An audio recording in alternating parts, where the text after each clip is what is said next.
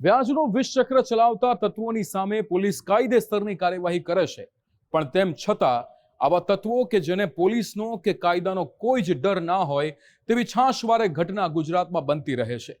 મોરબીમાં નજીવા પૈસાના વિવાદમાં એક પાટીદાર યુવકની હત્યા થતા આક્રોશ ફેલાયો છે।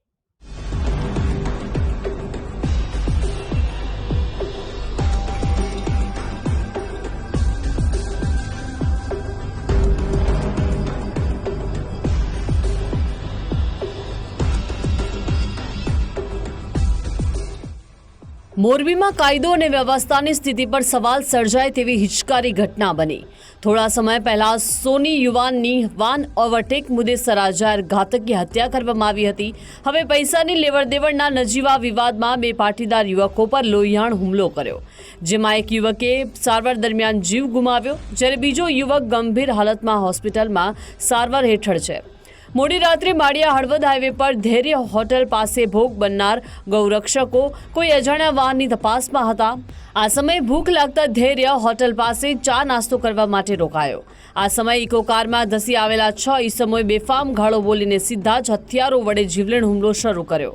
કિશન ચૌહાણ તથા રમેશ રબારી આડેધડ અનિલ કંડિયાને છરીના ઘા ઝીંક્યા, તો સાથે રહેલો વિવેક પટેલ બચાવવા જ વચ્ચે પડતા અન્ય ઈસમે તેને છરી પણ મારી। આ સમયે ધૈર્ય હોટલના સ્ટાફ અને આસપાસના લોકોએ દરમિયાનગીરી કરતા હુમલાખોરો ભાગી ગયા। છરી વાગ્યા બાદ લોહીલુહાણ સ્થિતિમાં અનિલ કંડિયાને હોસ્પિટલમાં દાખલ કરાયા, જ્યાં હોસ્પિટલમાં સારવાર દરમિયાન અનિલ કંડિયાનું નિધન થયું।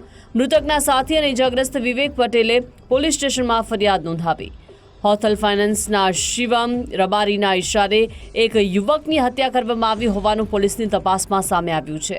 વ્યાજખોરીના ધંધામાં લાંબા સમયથી સંકળાયેલા માથાભારે તત્વોએ પાટીદાર યુવકોને નિશાન બનાવ્યા। આ મુદ્દે રોષે ભરાયેલા પાટીદાર આગેવાનોએ વ્યાજખોરો તત્વ સામે કડક હાથે રેન્જ આઈજી પગલાં ભરે તેવી માંગણી કરી।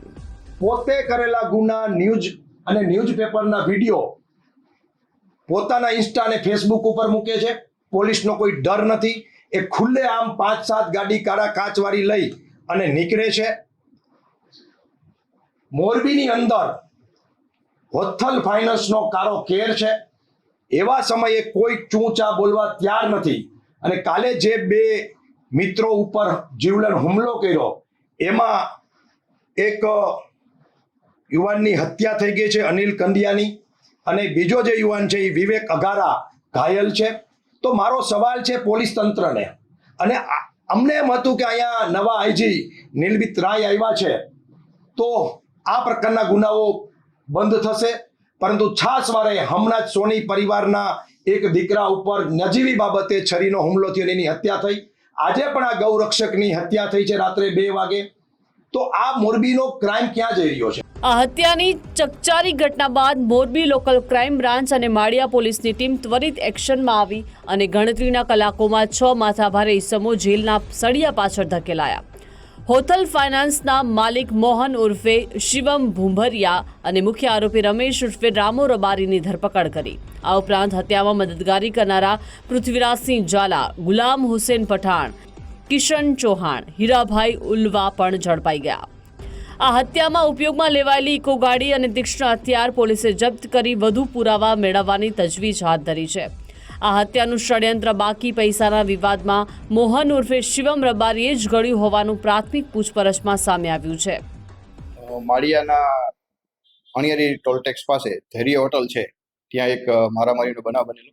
એમાં જે ફરિયાદી છે વિવેકભાઈ વિનોદભાઈ, જેમને ફરિયાદ આપેલ છે, જેમાં આ કામેના બનાવમાં મરણ જનાર જેઓ અનિલભાઈ હરિભાઈ અને આ કામેનો આરોપી જેઓ શિવમ કરીને છે એને પૈસાની લેતી દેતી હોય, એ બાબતે ત્યાં ઝઘડો થયેલો હોય। ઝઘડામાં શિવમના માણસો દ્વારા છરીના ઘા મારી અને આ કામેના મરણ જનાર અનિલ હરીલભાઈ સારવાર દરમિયાન મૃત્યુ થયેલ, જેના કામે આરોપીઓની ઓળખ કરી જુદી જુદી ટીમો બનાવી। એલસીબી લોકલ પોલીસ સ્ટેશનની ટીમો દ્વારા આ કામે ટોટલ 6 આરોપીઓ ધરપકડ કરેલ છે અને 6 આરોપીની અટક કરી અને રિમાન્ડ માંગવાની કામગીરી છે। અને હથિયાર વાપરેલ છે, વાહન વાપરેલ છે, ગુનાના કામે કબજે કરેલ છે। મોરબી પંથકમાં ફાઇનાન્સરો દ્વારા વસૂલાત માટે અપનાવવામાં આવતી હિંસક કાર્યવાહીને લઈ લોકોમાં બરાબરનો આક્રોશ ફેલાયો છે। પાટીદાર આગેવાનોએ જણાવ્યું કે શિવમ રબારી સામે અગાઉ પણ ધાક ધમકી અને મારામારીના ગુના નોંધાઈ ચૂક્યા છે. વ્યાજખોરી અને દાદાગીરી કરતા અસામાજિક તત્વો સામે આગામી દિવસોમાં આકરી કાર્યવાહી કરવામાં આવે તેવી લોક માંગ ઉઠી છે. નિલેશ પટેલ, ગુજરાત ફર્સ્ટ, મોરબી.